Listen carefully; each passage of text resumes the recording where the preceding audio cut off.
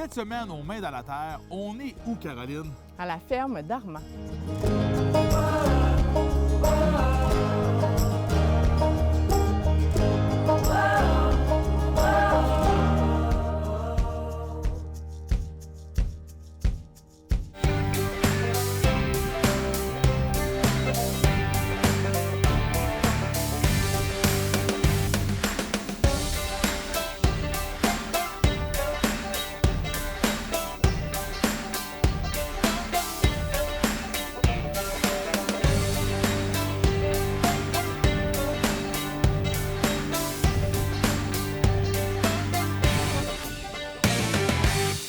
C'est quand même drôle que, là, 4 mois, on n'avait pas d'émission de télé, puis on n'avait pas de ferme. Puis le projet d'émission est arrivé avant même l'acquisition de la ferme. Oui, ça a été tout un déboulement de circonstances qui a fait en sorte qu'aujourd'hui, ben là, on a vraiment l'air d'avoir une vraie ferme, là, avec des animaux à côté de nous, puis une future forêt nourricière. Tout à fait. Puis j'apprends sur le tas. Oui, ça commence à avoir l'air de quelque chose. Là, c'est quoi ton plan? Là, c'est quoi ton plan? C'est quoi le projet? Mais là, c'est sûr qu'on a rencontré plein de monde intéressant cet été. Fait que l'objectif, c'est de s'inspirer des meilleures techniques, les choses les plus innovantes qu'on a vues. Ouais. Fait que déjà, là, on a nos poules qui sont au pâturage. Donc, un peu comme dans le style d'éco-bœuf. Oui, avec ce que ça s'appelle Chicken Tractor. Oui, c'est ça. Le poulailler mobile. Puis, bien, encore inspiré de éco-bœuf. Tu sais, eux faisaient de l'agroforesterie. Hein? Ils mettaient des arbres au travers du pâturage. Donc, c'est aussi quelque chose que je veux qu'on intègre ici, de mettre justement des vivaces puis des arbres au travers de nos parcelles de jardin, de nos parcelles maraîchères. Oui, puis là, tu as commencé à agriculter les jardins. Exact. Fait qu'on a vraiment une parcelle et demie, mettons, d'occulter en ce moment. C'est vraiment quand, puisqu'on veut faire du non-travail du sol, bien là, on va occulter, on va laisser ça 1 an comme ça, là, avant de redécouvrir le sol puis de planter les légumes, finalement. Dans le fond, l'herbe meurt tranquillement puis redevient un genre d'humus pour nourrir le sol. Oui, bien c'est ça. On va vraiment pas retourner la terre du tout. Ce que j'ai fait jusqu'à maintenant, là, c'est juste creuser des allées puis remettre la terre sur le dessus, là, mais pas mélanger des couches de sol. On va que travailler avec la grelinette. Oui, puis en fait, on va travailler avec la grelinette au début, mais après, on n'aura même plus besoin. Ben non, c'est ça, c'est fait une fois. Quand le sol va être assez nourri, puis il va avoir assez de paillis puis de micro-organismes, bien là, on va pouvoir même délaisser la grelinette. Puis c'est en quelque sorte un projet de recherche, on pourrait dire. Oui, c'est ça. Tu sais, le côté collectif, puis le fait qu'il y ait d'autres gens qui sont intégrés dans le projet. T'sais, moi, j'aimerais ça qu'on réussisse à tout documenter, tu sais, ce qu'on fait, comment ça nous coûte, combien ça nous revient de l'heure ou combien ça nous revient en tonnes de légumes, par exemple. Parler, c'est quoi un peu, on va dire comme ça, mais la profitabilité, en quelque sorte? Oui, comment on peut être profitable, mais en faisant les choses à vraiment petite échelle, puis en étant le plus écologique possible. Oui, parce que l'objectif, c'est pas le profit. C'est pas qu'on dit profitable que c'est vraiment la quête du profit, c'est la quête de la mission. Bien, c'est en fait que ça soit viable. Oui. Parce que même si c'est pas profitable dans le sens, c'est qu'il faut que le projet soit capable de vivre là, au fil des années. Il faut que ça perdure puis que ça soit pérenne.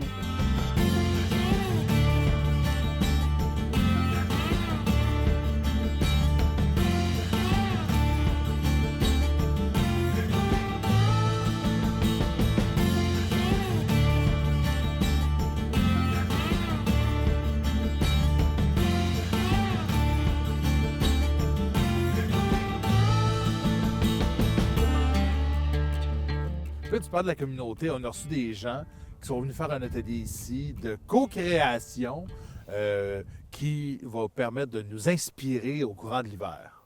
Oui, bien là, il faut qu'on travaille très prochainement sur le plan officiel de la ferme. Ouais. Mais on dirait qu'avant de s'en aller, juste nous, aller brainstormer sur ce que ça pourrait avoir l'air la ferme, bien, c'est plus le fun de profiter de l'intelligence collective, un peu comme on le fait à l'espace de coworking ou au Lab VD.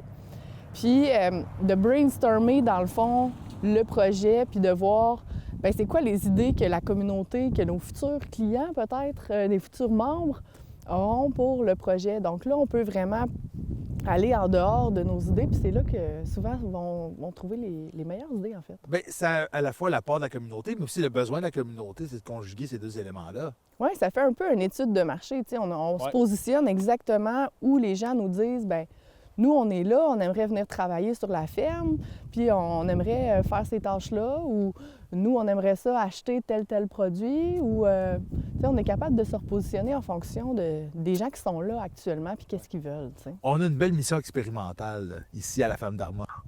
Oui, exactement. Si ça peut s'en aller en projet de recherche, puis devenir même plus gros, moi, je suis totalement ouverte à ça. Là. Bon, puis là, on a Vishnu. Ouais. Qui est arrivé, un petit bébé, hein? Comment s'appelle la race de Vishnu? C'est un montagne des Pyrénées. Montagne des Pyrénées, puis ça va être un bon chien de garde pour les lapins et les poulets. Oui, bien en permaculture, on essaie toujours qu'un élément dans notre système ait plusieurs fonctions. Ouais. Fait que pour le chien, bien, sa fonction première, dans son cas à lui, c'est justement de protéger le bétail. D'où le nom Vishnu. Oui, c'est ça, qui est un dieu de protection. Mais bien, c'est sûr qu'il n'est pas juste là pour nous protéger, hein. Il va aussi nous donner de l'amour. Il est parti bien pour ça. On peut tisser son poil aussi. C'est un type d'animal on peut récupérer le poil pour en faire des vêtements, par exemple. Hey, ça paraît pas, mais il y a juste 4 mois, ce chien-là, à peine. Dans 5 mois. Oui, il va devenir un genre d'ours polaire, je pense. Mais très cool pour un chien qui est adolescent. Quand même relax, beaucoup d'énergie, mais une énergie très apaisante. Oui, puis surtout, bien, il s'entend bien. Déjà, je pense qu'il a déjà compris son travail et sa mission à la ferme. Là. Et on a eu un deuxième événement en plein automne de plantation, c'est ça? Oui, les arbres, arbrustes, fruitiers, les vivaces, tout le temps mieux des planter à l'automne. Pourquoi? Parce que là, toute l'énergie est mise dans leur système racinaire pour qu'ils puissent survivre à l'hiver. Donc, c'est vraiment le bon moment de les mettre en terre. Puis, on n'a pas besoin de les arroser vraiment là, quand c'est fait à l'automne. Parce qu'ils figent au sol, quoi? Oui, c'est ça. Si on fait au printemps, bien là, il faut les arroser tout l'été, ce qui est un peu moins pratique. Fait que là, ils vont être prêts le printemps prochain. Fait que l'objectif de cette activité-là, bien, c'est encore là de faire participer les gens, parce qu'une forêt nourricière, bien, c'est souvent sur un lieu communautaire, collectif, où on fait travailler les gens pour s'occuper de la forêt nourricière ensemble. Fait que ça faisait du sens de faire ce projet-là en groupe. Puis, ça faisait du sens aussi parce qu'Isabelle était là avec nous. Ah oui, en Isabelle fait. Dion est venue faire un tour. Oui, Isabelle Dion est venue nous aider. Donc, on a pu aussi, planter quelques vivaces, même si ça n'a pas été super facile parce qu'on a eu de la neige. Fait que... Mais c'est ça, hein, quand arrive l'automne abitibien, là, il fait froid vite. Tu parlais d'Isabelle Dion. Elle est venue aussi à la journée de co-création faire une visite pour voir justement où est-ce que tu t'en allais avec ton début de plan, on peut dire ça comme ça? Oui. Bien, c'est sûr que les allées qui vont être à côté des potagers, là, finalement, où il va y avoir les légumes, on va avoir une haie forestière là, qui va ressembler à une forêt nourricière, en fait. Fait que l'objectif, c'est vraiment de créer plus de biodiversité. Puis aussi, c'est que les légumes, là, on les cultive, on met du compost, on enlève toute la matière organique, on enlève quasiment toutes les racines, quasiment toutes les feuilles. Fait qu'on perd beaucoup d'éléments nutritifs dans le sol. Tandis que dans nos plates-bandes en forêt nourricière qui vont être à côté, bien là, nos arbres restent là. Les petites racines qui meurent, ils restent dans le sol, ils continuent à mettre de la vie. Les fruits, les feuilles qui tombent au sol continuent à nourrir le sol. Donc là, on n'est plus dans toujours en train d'extraire. Dans le fond, le sol va pouvoir récupérer de notre impact. Exact. Fait que, tu sais, les légumes, c'est le fun. On aime ça d'en manger, on en veut. Mais en même temps, ça serait tellement mieux si on se nourrissait de végétaux, d'arbres vivaces qui, justement, sont beaucoup plus écologiques. Fait que là, on va essayer de faire la part des deux.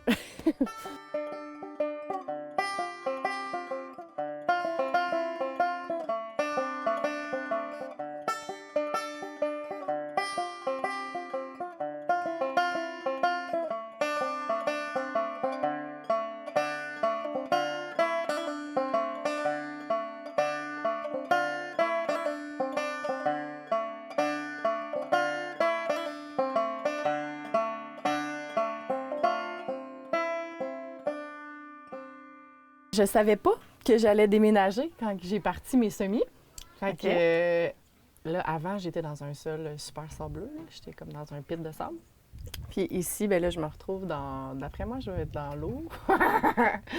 En tout cas, je vais aller te montrer l'espace, là. C'est du gumbo majoritairement, l'argile? C'est argile-limon. Argile-limon, Oui, OK. avec le champ d'épuration faux septique, ils ont fait un test de granulométrie. OK.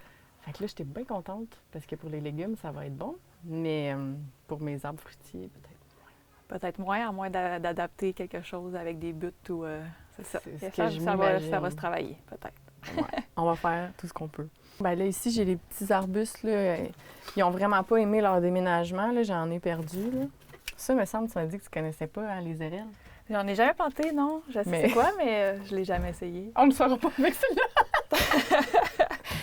Il me semblait que tu en avais commandé plein. J'en Les ai autres. commandé plein, ils sont sûrement toutes morts. OK. Mais, C'est bon. Le déménagement vois-tu? était trop difficile. ouais, celle-là est encore en vie. C'est bon. Tu as un espoir. Ouais. Les fraises, il en reste quand même pas mal, là. Puis là, C'est j'ai très un fort. argousier, mais tout seul. Fait que Oui, ça Pas va t'en très prendre utile. d'autres. C'est une femelle, OK. Fait que ça va te prendre au moins un mâle, puis peut-être 4 autres femelles, à peu près, pour faire quelque chose qui vaut la peine. ouais, j'en avais 8 chez nous, mais il y en avait un qui était mort. Fait que là, je voulais Ok. le remplacer. Mais là. Bon, ça recommence à zéro. Avec. Avec un. Tu recommences pas à zéro, mais à un. Ouais, c'est ça. Quand même. Ceux-là, je les ai achetés à ma pépinière, je dirais une de mes pépinières préférées. Ça va pas mal être une inspiration pour moi pour tu sais, partir une petite pépinière ici. Parce que c'est toutes des plantes indigènes. Oui, OK. Fait que, tu sais, c'est vraiment ça que j'aimerais que ici on ait un espace pour que quand je pars des semis, que je fasse justement des vivaces comestibles, des vivaces que j'utilise dans les aménagements. Puis que, tu sais, je puisse vendre les surplus si on les met pas ici sur la ferme ou que ce qu'on vend pas, finalement, on va le planter sur la C'est ferme. ça. Tu as les deux choix toujours actifs, toujours possibles. Ouais. C'est parfait. C'est ça que je verrais. Fait que là, il va falloir créer un endroit pour partir les semis parce que justement, tu sais, ceux-là, pour les plantes indigènes, je suis obligée d'aller les acheter loin, tu sais. Ouais. Fait que là, j'aimerais ça comme les faire ici. Puis... Beaucoup plus logique, tu sais, pour la permaculture qui est le plus local possible. Puis en plus, que c'est des plantes indigènes que tu vas chercher ailleurs. Ça fait Peut-être du que sens. ça peut être correct d'intégrer certaines plantes exotiques, en guillemets, s'ils sont très utiles. C'est exotique, je veux dire. Des émérocailles, mettons. Genre, c'est ça. Qui vont pas nécessairement pousser dans l'environnement juste à côté, mais pour des plantes indigènes, c'est quand même dommage. Ouais. Fait que c'est vraiment une bonne idée. Puis c'est ça, comme plante fixatrice d'azote, là, moi, mon idée, c'était de mettre le méricagal, le méric-baumier, entre chaque arbre fruitier dans ma première plate-bande. Oui. Parce que tout ça, ça va être ma première plate-bande, mettons. Là. Parfait. Fait que je me disais comme un pommier, un méric-baumier, un aronie, j'ai un aronie. Ben, je vais aller te les montrer, en fait. Oui. Puis tu sais, tout le temps avoir comme un fixateur d'azote au travers de mes fruitiers. C'est sûr que c'est vraiment une bonne idée, là, mais il faudrait voir est-ce que tu as besoin d'en avoir autant. Il faudrait calculer. Là, je ne les ai pas par cœur, mais il y a des calculs à faire pour le niveau d'azote par Ouais, c'est arbre qui est complexe. fourni puis par arbre que tu veux produire avec. Mais puis l'autre affaire, c'est les racines. Là, je ne le sais pas par cœur non plus, mais À est-ce quelle qu'il pourrait y avoir une distance? compétition de racines? Je crois que... Je pense pas parce que c'est plus superficiel, je crois, le méric-baumier. Mais ça serait peut-être juste à valider. Oui, puis tu sais, être je sur ça pense que parce je que- les mettrais toutes en ligne droite avec les jardins à côté de légumes. Fait que, tu sais, je me dis qu'il va y avoir de la Ils ont de place. la place pour s'étendre de ses côtés, admettons. Ouais, c'est Fait ça. que tu peux toujours contrôler puis casser les racines au pire si tu vois que ça pose problème. Là. Ouais. Mais peut-être juste revalider, mais tu sais, je pense que c'est un bon plan. Cool. Puis c'est ça. Mais il y a des choses là-dedans que... Ben, ça l'aime l'eau. Fait que je pense qu'ils vont être heureuses où ce que je veux les mettre. Je vais aller te montrer Ok, ça. oui.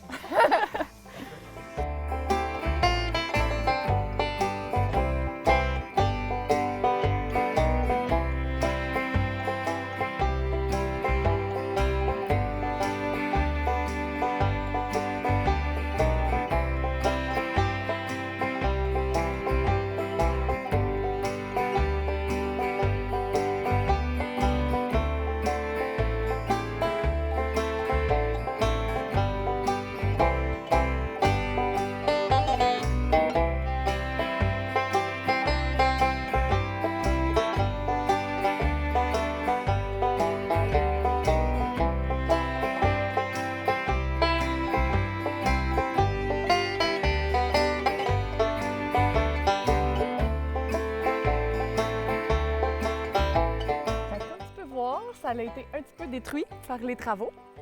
Ouais. Mais là, la bonne nouvelle, c'est que je me dis que c'est comme presque déjà occulté. Il reste juste à mettre une petite toile. Ouais. Puis là, vois-tu, mon plan à la base, tu sais, il y a le jardin qui est occulté ici. Moi, je voyais ça comme en agroforesterie. Fait une rangée de légumes, la rangée de comme forêt nourricière ou je sais pas comment je vais Avec l'appeler. des arbustes, des arbres. Puis les plantes vivaces au sol. Puis après ça, je voyais faire un autre secteur de légumes. Sauf que là, ils ont été mettre là, comme le champ d'épuration là. Fait que là, je sais plus qu'est-ce que je vais faire dans cette espèce de L-là. Ouais. Ou un U. Tu pourrais-tu aller chercher Ouais, le U? C'est ça, le U ou le L. Je ne sais pas. Tu sais, peut-être je pourrais mettre les ruches. J'ai aucune idée. OK. Ouais, ça change vraiment tes plans. Ouais, ou tu sais, je fais toute la forêt nourricière dans le fond là, peut-être. Oui, bien là, il faudrait penser ton vent, ton soleil. La forêt nourricière va pouvoir te faire un beau coupe-vent en même temps parce que les plantes vont être plus hautes tout le temps. Fait que s'il arrive par là, c'est une bonne idée. Puis mon soleil, ben tu sais, je suis plein sud de même. Oui, fait qu'il bloquerait absolument rien. Déjà là, déjà là, ça pourrait déjà être un plan. Ou vers le fond comme ça. Ouais. Ça cache de la rue aussi? Oui, c'est vrai. Ça peut être vraiment plus agréable comme environnement de travail. Ça va bloquer quand même du vent parce qu'il peut quand même bouger un peu. Oui, je trouve que tu pourrais faire un L inversé au champ d'épuration, peut-être. On a occulté en juillet, je pense. Fait que ça n'aura pas fait un an avec la toile. Fait que je m'attends à me battre avec des mauvaises herbes. Puis comme tu vois, ici, on a descendu pour s'en venir dans les jardins. Oui. Fait que je m'attends aussi à être inondée. Oui, surtout avec ton sol argileux. Oui, je m'attends à être inondée au printemps. Fait que Méric Beaumier va aimer ça. Oui. Fait que là, ça va te prendre vraiment... De toute façon, tu fais déjà des buts pour tes potagers. Fait que là, au moins, il y a ça.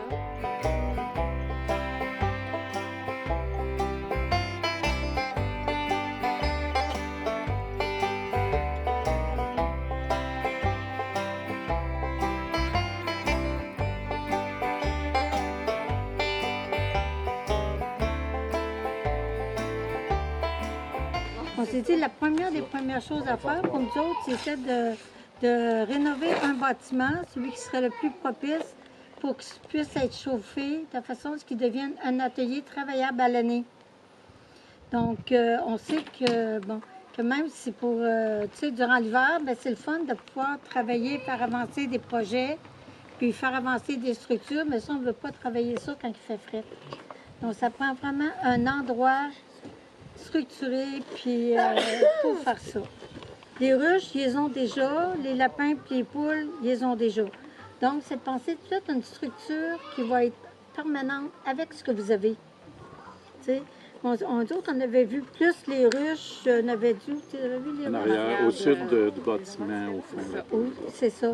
De façon à ce que... Très, très proche du ruisseau, en fait. C'est ça.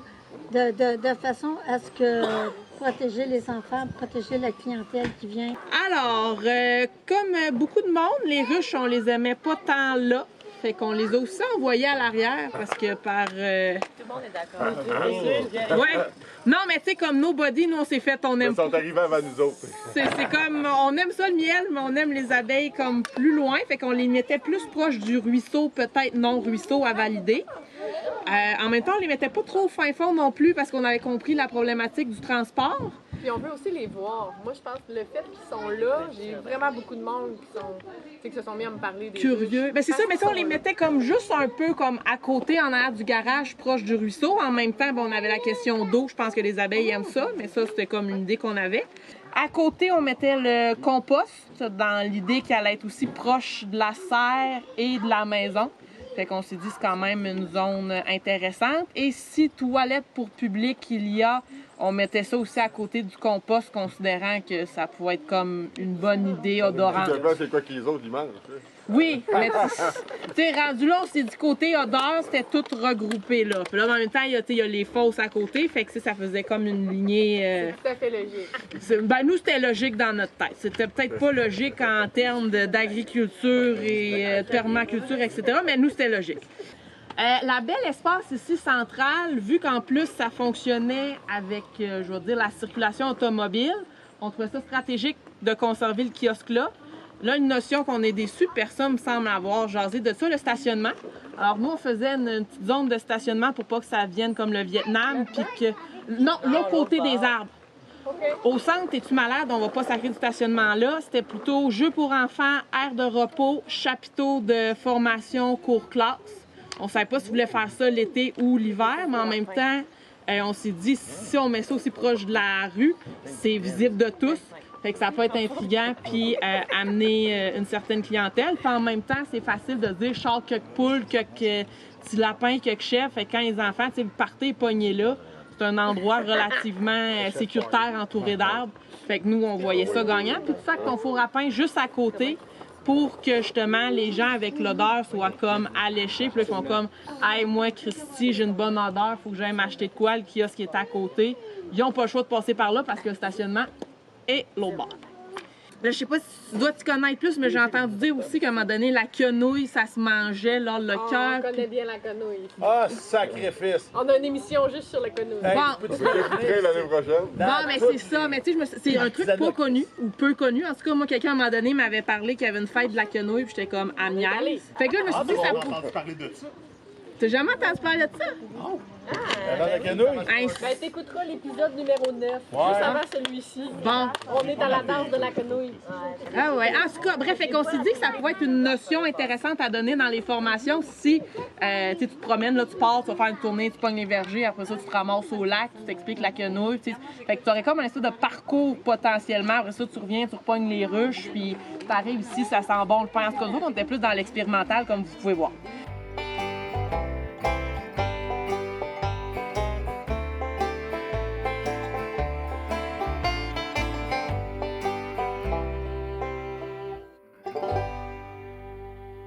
Selon toi, c'est quoi le highlight de la saison? Ben moi, je t'avouerais que ça fait longtemps que je voulais des poules Chanteclair. Ouais. Il y en a...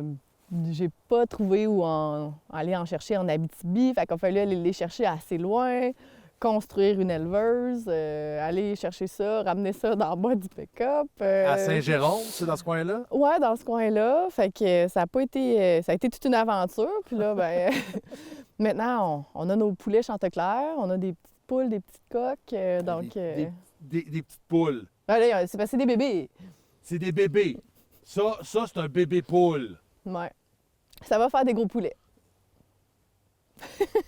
J'avais depuis très longtemps envie d'avoir cette race de poule-là parce que c'est la poule patrimoniale québécoise. Oui. C'est une poule qui est totalement adaptée pour l'Abitibi-Témiscamingue parce qu'elle n'a pas de crête. Donc, c'est une poule qui peut passer... Elle peut pas geler, c'est ça. C'est ça, elle peut passer l'hiver dehors, là, dans un abri qui n'est pas chauffé. Donc, c'est des choses qu'on va expérimenter ici. Vois-tu, là, les poules sont encore au pâturage, même si on est habillé. Même si c'est fait moins 13 cette nuit. Ouais. Moins 13! Ouais, puis il était top shape, hein? Ouais, je vois bien ça. Mais ils sont tous là-bas, là, en train de picosser encore, en train de piailler pour de la grenaille. Ouais. Puis, par rapport à l'émission de télé, c'est quoi ton highlight de la saison? Bien, j'ai bien aimé aller chez Nicolas Chalifou. Moi, j'ai pas eu la... L'apiculteur, ouais. L'apiculteur, oui. J'ai pas eu la chance... j'ai appris l'apiculture, moi, sur le tas. J'ai pas eu la chance de côtoyer des apiculteurs, de partager des choses avec eux, de voir comment eux s'occupent de leurs ruches. Fait que pour moi, c'était vraiment enrichissant de pouvoir rencontrer un autre apiculteur puis parler de ces choses-là avec lui en personne, là, parce que des fois, on se regroupe sur des groupes en ligne.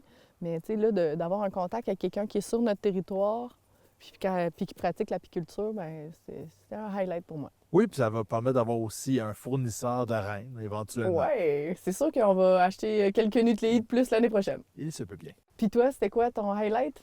Je dirais pelure. Ah ouais? Avec Sophie de Carufel, j'aimais son modèle. Ça ressemble à beaucoup à ce qu'on veut faire ici à la Ferme d'Armand. C'est quasiment notre voisine. C'est notre voisine en plus. Fait que là, il y a quelque chose d'intéressant à faire à ce niveau-là. Son infrastructure est quand même bien rodée. Puis de prendre des éléments. Puis justement, c'est cet échange d'informations-là qui a été quand même gratissant. Puis je n'irais pas que notre voyage au Témiscamingue à Vers-Forêt a été quelque chose de vraiment très le fun. Oui, c'est vrai. Parce que là, on débutait l'été, puis on était à peu près dans le coin des fêtes nationales. Fait que... On est tout le temps prêt pour un petit party, hein? Oui. Découvrir, entre autres, la quenouille, que je savais pas que ça se mangeait, mais j'ai appris que ça stressait. Ça, c'est le fun en maudit, de stresser de la quenouille. C'est pas parce que l'hiver s'en vient que la permaculture s'interrompt. Non, exactement. C'est quoi qui s'en vient là, pour Caroline Trudel et la Femme d'Armand? On va travailler fort! On va faire toutes les Puis Louis-Éric Gagnon aussi, là.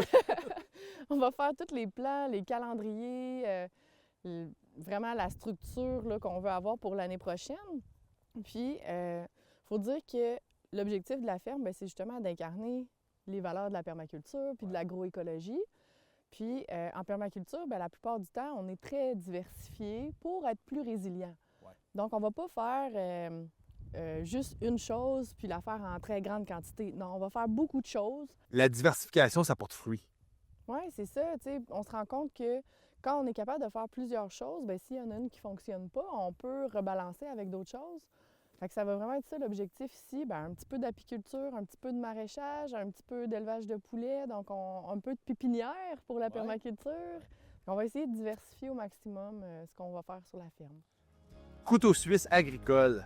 Oui, puis en plus, comme ça, bien, ça nous permet de ne pas se tanner, hein? De ne pas se tanner, de ne pas se tagner. Oh!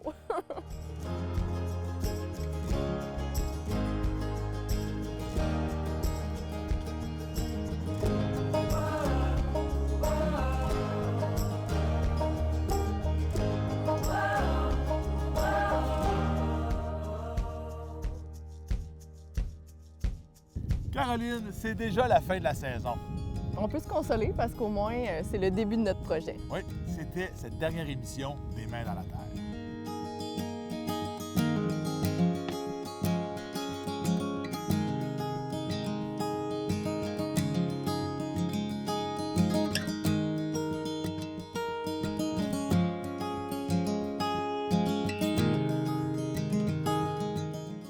Avec Vichnou qui court en arrière. Si tu mets tout le temps une scène de fin, ça peut être ça.